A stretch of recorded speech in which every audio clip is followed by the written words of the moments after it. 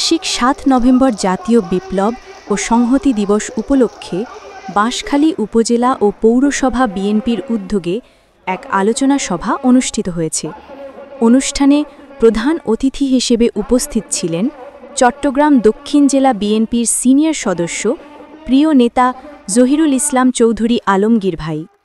সভায় সভাপতিত্ব করেন চট্টগ্রাম দক্ষিণ জেলা বিএনপির সিনিয়র সদস্য ও জেলা দায়রা আদালতের অতিরিক্ত পাবলিক প্রসিকিউটর জনাব ইফতেখার মহসিন চৌধুরী ভাই। এ সময় জেলা, উপজেলা ও পৌর বিএনপির বিভিন্ন অঙ্গ ও সহযোগী সংগঠনের নেতৃবৃন্দ উপস্থিত ছিলেন।